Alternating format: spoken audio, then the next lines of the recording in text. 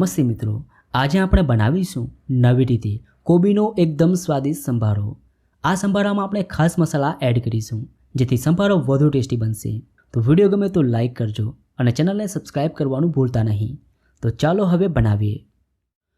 કોબીનો સ્વાદિષ્ટ સંભારો બનાવવા માટે મેં અહીંયા એક મીડિયમ સાઇઝની કોબી લીધી છે અને તેને સાફ પાણીથી ધોઈ લીધી છે। હવે કોબીને આ રીતે બે ભાગમાં કટ કરી લઈએ। તો મીડિયમ સાઇઝમાં કોબીને કટ કરવાની છે, બહુ વધારે જાડી પણ નહીં અને બહુ વધારે પાતળી પણ નહીં। તો આ રીતે થોડી મોટી કોબી સમારવાની છે, બહુ વધારે પાતળી કટ નથી કરવાની। તો આ રીતે તમારે કોબીને કટ કરી લેવાની છે। હવે આપણે ટેસ્ટી સંભારો બનાવી લઈએ।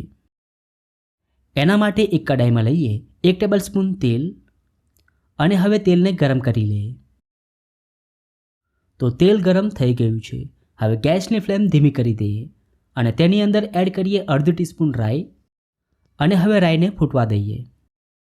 આ સમયે તમારે ગેસની ફ્લેમ ધીમી જ રાખવી જેથી વઘાર બળી ન જાય। તો રાઈ ફૂટી ગઈ છે। હવે તેમાં એડ કરીએ અડધી ટીસ્પૂન જીરું, અડધી ટીસ્પૂન હળદર અને અડધી ટીસ્પૂન હિંગ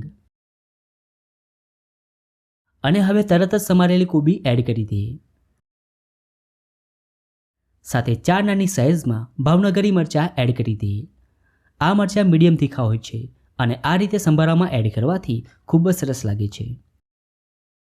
હવે કોબીને 1 મિનિટ સાંતળી લઈએ। તો શાકની પણ જરૂર નહીં પડે તેવો ટેસ્ટમાં સંભારો બનીને તૈયાર થશે। જો તમે એકવાર આ રીતે સંભારો બનાવશો તો વારંવાર બનાવવાનું મન થશે।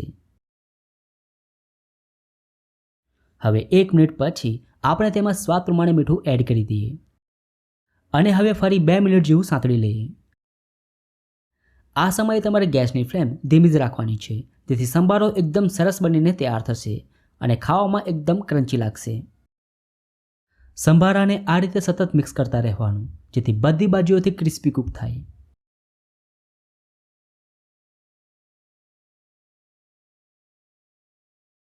તો 3 મિનિટ જેવી થઈ ગઈ છે અને આપણો એકદમ સરસ સંભારો બનીને તૈયાર થઈ ગયો છે। હવે સંભારાને થોડો ઠંડો કરી લઈએ, ત્યારબાદ તેમાં બીજી સામગ્રીઓ એડ કરીશું। તો સંભારો ઠંડો થઈ ગયો છે। હવે તેમાં અડધી કટ કરેલી કાકડી એડ કરી દઈએ, સાથે 1 મુઠ્ઠી જેટલા દાડમના દાણા એડ કરી દઈએ। ત્યારબાદ અડધી ટીસ્પૂન શેકેલા જીરાનો પાવડર, અડધી ટીસ્પૂન ધાણા જીરું પાવડર, અડધી ટીસ્પૂન સંચળ પાવડર અને થોડી કોથમીર એડ કરી એકદમ સારી રીતે મિક્સ કરી દઈએ। તો આ સમયે સંભારામાંથી ખૂબ જ સરસ સુગંધ આવી રહી છે। તો એકદમ સ્વાદિષ્ટ સંભારો બનીને તૈયાર થયો છે। આ રીતે તમે એકવાર બનાવજો, બધાને ખૂબ જ પસંદ આવશે।